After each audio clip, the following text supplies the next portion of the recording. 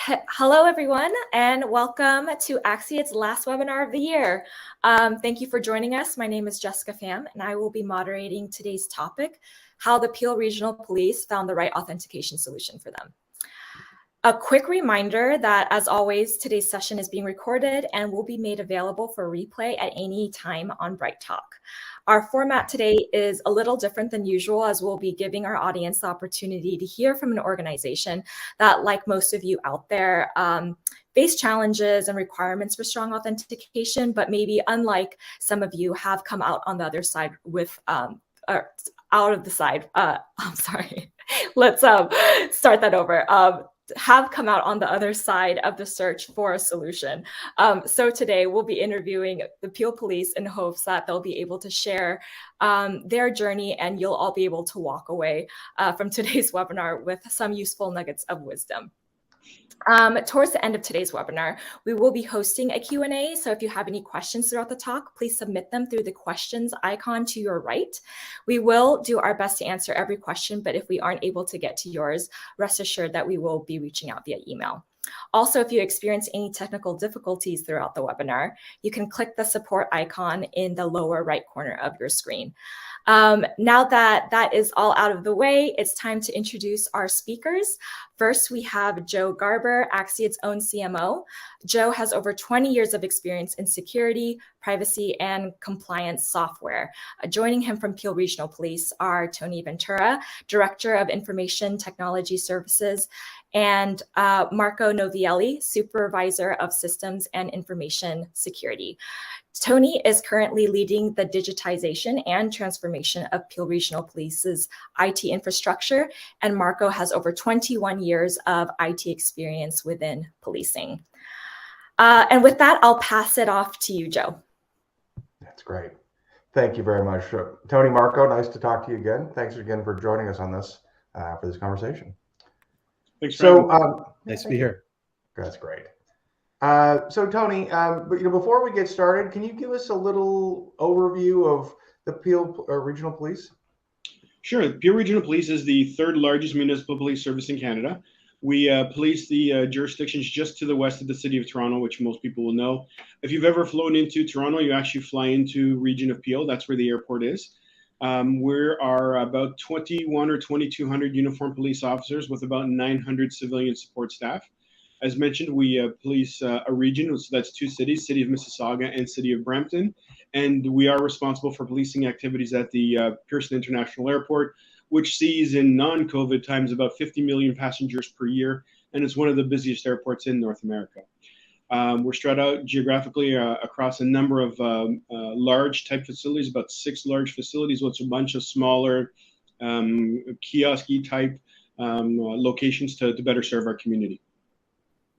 We're responsible for most traditional policing. We do traffic enforcement, we do law enforcement, we do collision investigation, those types of things. So we're really a full service police department like you would find in any other big city across North America.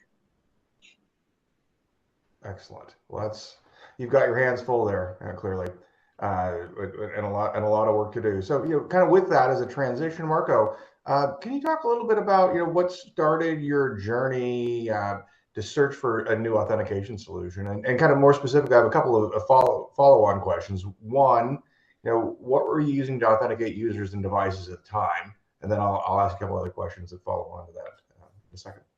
Yeah, so just to give some background, so Peel Police has actually been using smart cards and two-factor authentication and PKI services for well over 10 years now.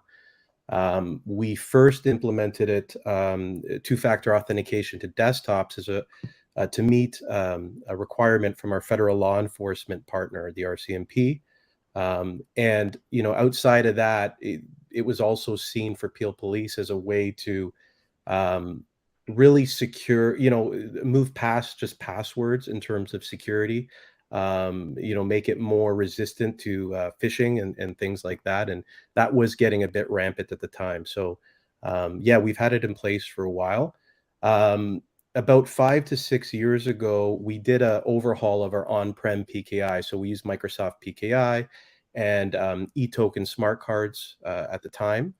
And we did an overhaul because we needed to make some improvements to the security. So we added hardware security modules, with all the good security FIPS 140-2 compliance and all that stuff.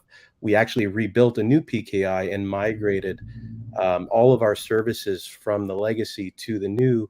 And it was a project that took a couple of years to implement. It was a massive undertaking. Gotcha. Well, and so then, what were some of the challenges that you had around authentication specifically that you wanted to address? Yeah, so, although our on-prem solution, was very secure, it served its purpose in the sense that we've had it in place for a long time. The technology that's all supporting our on-prem PKI was all coming to end of life, end of support. We know we wanted to modernize, and also with Peel Police's digital officer transformation program, and the fact that we're all in on mobile technology, on cloud technology, we really wanted to, I guess, be in a position from an IT and security perspective to deliver better business value and not spend so much time on the nuts and bolts of maintaining an on-prem PKI. Very important critical service, but we want to be able to leverage it as a service. And so that was one of the things that we wanted to move to. If you look at on-prem PKI, requires a lot of effort. There's the HSM piece, there's the key ceremonies that we had, and there's a lot of security behind that. It took us, like I said, a couple of years to implement, a lot of training for our staff, and just a lot of overall maintenance. Sir, if I could just jump in just to reemphasize a couple of the points that Marco had made.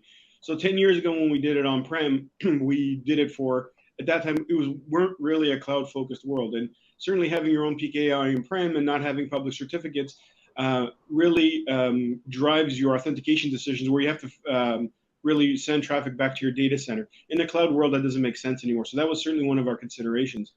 And again, as Marco indicated, at the end of that, we needed to refresh all of our equipment. And I do remember when we initially implemented our network HSMs, we were north of $500,000 in equipment, 2 years, and much contracting effort to assist with that. It was very expensive from a raw cost perspective. Also expensive in terms of opportunity costs, where we have people upgrading these PKIs, every 5 years, and it takes 2 years. It's a lot of effort. So we needed to get out of that and drive that effort more towards business value projects and figure out how we can do PKI and security better.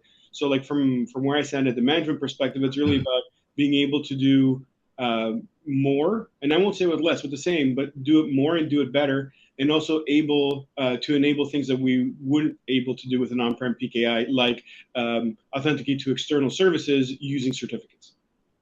Gotcha. Well, that's great. Thanks. That's good extra color. And so we talked a little bit about some of the reasons, some of the challenges that you had. Was there a specific tipping point that you had that made you want to make a change? To watch the full video, click the link below to our Bright Talk channel. For more Axiad content, click subscribe.